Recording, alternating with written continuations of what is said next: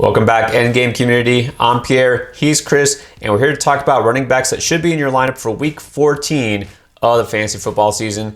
So before we get to our list, let's talk about the no-brain must-start running backs that should be in your lineup regardless of matchup. Players like Austin Ekeler, Najee Harris, Joe Mixon, Leonard Fournette, Alvin Kamara, assuming he plays, and possibly Dalvin Cook if he's in the lineup. All right, let's start by taking a look at the running backs who are clear starters for their team, and we're gonna let you know if we like their matchup this week or not. So let's start with the guy who's filling in for Dalvin Cook. So if Cook is still out, which it sounds like he will be, but again, if he's in, you play him. If not, it's another week of Alexander Mattison. Going against Pittsburgh this week, not as easy as Detroit, so do you still start him? Oh yeah, I still think he's a must start. Obviously, not as good of a matchup as Detroit, but this Steelers defense still reeling, still playing terribly, so I think you've got to start Alexander Mattison. Agree. I mean, Vikings, for better or worse, they don't know how to win close games, but they do know how to run the ball and score points. I think you got to start him. All right, now let's talk about Detroit. DeAndre Swift has been out, ruled kind of week to week. Don't know if he's going to go this week. If he does, do you just plug him right back in? Yeah, I think you have to. It's not the best matchup against Denver, but the good thing for Swift is we know he does most of his damage in the passing game. So I think if he plays, you got to start him. Yeah, I mean, if he does play, I guess you can roll him out. It's a maybe for me. I'm still kind of sketchy on how much work he's going to get, so I don't feel great about it. But again, you probably don't have a guy with higher upside, so it depends. It's a solid maybe for me. What about Jamal Williams, with or without Swift?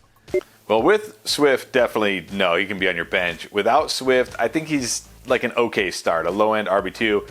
Like, he didn't get the passing game involvement we were hoping for against Minnesota. He did get 70% of the running back carries, so that was a nice thing. But in a tough matchup against Denver, he's more like a flex level type of guy. So definitely not a must start, but an okay start. Yeah, against Denver, that's a tough defense, much tougher than Minnesota. And it seems like they're back to trying to rely on Jared Goff. It actually works, so I think they're going to pass a little bit more. I don't like it. Even without Swift, I'm going to say no to Jamal Williams in week 14. All right, let's get to a player that we're going to have a lot of questions about this week. I know that we've taken a lot of flack, especially you, for supporting Saquon Barkley all season long. And look, I'm right there with you. I feel like he's going to turn it around, but it's hard to keep the faith. Is it going to happen this week against the Chargers? I mean, hopefully. I don't know if it's going to happen. I think he'll have an okay game. The real issue here is touchdown upside. It's just not there because this offense can score touchdowns. So I think he's an okay start because the matchup is so good. Probably not going to have a monster ceiling, but an okay start. You know what? I'm going to be the optimist here because I had him as a bust last week. It was a bad matchup against Miami. This is a good matchup. I know Mixon didn't do much against the Chargers, but I feel like with a third-string quarterback, they're going to have to rely on Barkley. I mean, there's nothing else at this point that the Giants can do except see what he's capable of with a full workload. I'm going to say yes to Barkley. It's got to happen this week. All right, what about touchdown machine James Conner? But going against the Rams, definitely a tough matchup there. Is he a must start?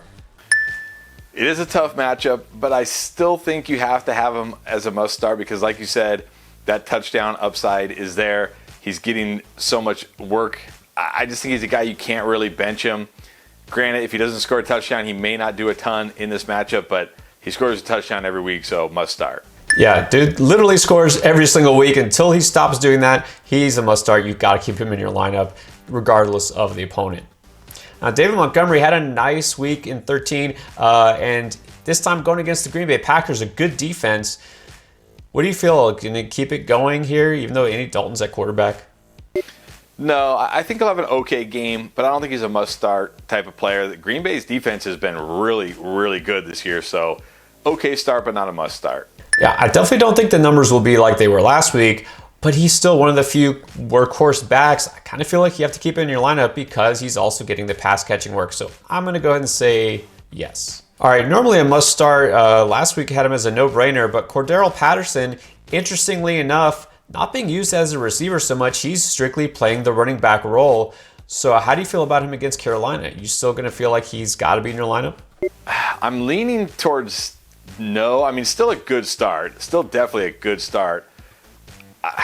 I feel like he's kind of fallen off that must-start bubble because, like you said, He's only has an 11% target share over the last 2 games. He's primarily just playing running back now, which the whole appeal of Cordero Patterson was that you got a running back and a wide receiver. So still a good start, but I don't think he's a must start anymore. Yeah, unfortunately, we're seeing the things that made him so valuable aren't happening, though. Scoring a touchdown every week and getting all that receiving work. If he's just a running back, man, that definitely limits him. And they're actually throwing the ball to other receivers. But I'm still going to say yes just because he gets used so much. I'm going to say yes to Cordero Patterson for this week. All right, and the flip side of that matchup, Chuba Hubbard going to be the guy now in Carolina because, of course, no CMC. Did okay in his time as a starter, replacing the CMC earlier in the year. How do you feel about him against Atlanta? Again, not quite must-start level, but I feel very good about him because it's Atlanta, and they're terrible. So he's going to get the bulk of the work. Obviously, Cam might vulture a touchdown or two, but getting the bulk of the work in a good matchup, good start. Not quite must-start, but a good start. Yeah, I feel the same way. Kind of a good but not great start. I'll just say right now, I'm kind of worried he's going to lose passing down work to Amir Abdullah. I don't know if they trust him in the passing game, so I don't think we're going to see the same amount of volume and production as we did earlier in the year, but he's still a solid start in this matchup, at least. Let's go on to the Jaguars. James Robinson, not a good week for him, been banged up, lost a fumble. Can you trust him in week 14? Probably not, but you kind of have to, right? Because kind of like, guys like David Montgomery who are just getting so much work that you have to put him in your lineup. Now, as long as he doesn't fumble, he should still be the lead back and get the majority of the work. So definitely not a must start, but like an okay start. I'm going to, for the second week in a row, say no to James Robinson. I mean, the matchup is actually worse than people would think. Tennessee, for all their troubles on offense, they're one of the best run defenses in the league. And I've been slowly backing away from Jacksonville's entire offense this year. James Robinson, he's kind of like the rat in the sinking ship. He's going down with it. Not his own fault. But I'm going to say no. I don't want a piece of James Robinson this week. All right, now let's tackle the Rams backfield. A lot of headaches last week, a lot of questions about who to start. It was nice of them to activate Darrell Henderson and then not play him at all. Thanks for that, Sean McVay. But anyways, let's assume Darrell Henderson does play in week 14, which we assume against the Cardinals. If he's active, do you play him? I do, because I'm not convinced Michel has taken this backfield or will get more work than he normally does, because we saw this earlier in the season when Michel was a starter against Tampa Bay and Henderson was out. Everybody thought Michel had earned a role, and then he had no role as soon as Henderson came back. So I think if Henderson plays, he's the guy in what should be a high-scoring matchup. You got to start him. I hate to say must start, but here's the thing. We know exactly like you said, if Henderson is good to go, he's going to be the guy, and Michel is going to be irrelevant. I just don't trust the workload because we've seen the Rams abandon the run, right, when they need to. And against the Cardinals, you have a feeling that they're not going to be front runners in this game. I think they're going to go back and forth with the passing attack. So I just don't have a lot of trust in Henderson. I'm going to say he's just a maybe okay start if you need him, but I have some issues. Maybe they do give Michel more work. But let's talk about Sony Michel. What if Henderson doesn't play? Does that make Michel an automatic start? Yeah, I think so. We saw here in week 13, he had, 90% of the snaps, pretty much every single touch out of that backfield. There's nobody behind these two running backs. So if Henderson is out, you've got to start Michel. I'm going to follow up what I just said and stick with it and say maybe. You could start Michel, but I don't feel like he's an absolute must start because, again, this matchup won't be nearly as kind as it was last week against Jacksonville. So I think if Henderson is out, then Michel is a good start. But I'm not counting on 100-plus yards. All right, Antonio Gibson, a little bit of a letdown last week, but this time is going against the Cowboys. Big game here for both teams. What do you feel about Gibson? I think Gibson is in must-start territory these days, especially if McKissick misses again, because not only is he getting a ton of carries, but he's getting work in the passing game, which was the big issue with him early in the season. So I think he's a must-start. Yeah, I'm going to say must start. His rushing totals, we were expecting huge rushing output. Didn't happen, but he did get in the end zone, so that's good. And like you said, I think McKissick might be out again. Even so, this offense is going to run through Gibson's. Yes, very good start here. And then what about Josh Jacobs? He's been banged up too, but he's back to workhorse role. And we know Kenyon Drake out for this season. That just solidifies it even further. So is he a lock for fantasy lineups? I think he's a must start, but that doesn't mean I think he's going to have a huge game. But I think you have to start Josh Jacobs. Yeah, volume, that's what we want, right? We crave that kind of volume. He's getting it. Hey, he's not the most efficient back, but kind of regardless of matchup, I think the fact that he's getting so many targets in the passing game means you have to start him. So he's a yes for me. You already know the answer to this one. Eli Mitchell, just put that check mark up there now. Yes, you start him. Who are they playing? I don't know, Cincinnati. Start him. Yeah, as long as he clears concussion protocol, he's a must start. Absolutely. What about CEH, Clyde Edwards-Helaire going against the Raiders? No, definitely not a must start. I'm going to say must sit even because we saw in this game here in Week 13, Darrell Williams is running more routes and catching more passes than Edwards-Helaire, which is really capping his ceiling. So not the worst matchup, but just don't like it. Must sit for me. Yep, we've seen Williams at times looks like the better back, just like we thought Edwards-Helaire was coming on. No, it's going to be an ugly timeshare, and the Chiefs' offense just isn't what it used to be. And then Mark Ingram, again, let's assume Kamara doesn't play. We don't know yet, but it's possible he's out again. So does that make Ingram a must start? Yeah, against the Jets, any running back except Rex Burkhead and David Johnson are must starts. Yeah, we don't even need to put Rex Burkhead up, but Ingram, if Kamara doesn't play, must start. If Kamara does play, I'm going to go ahead and say you can still start Mark Ingram. You agree with that?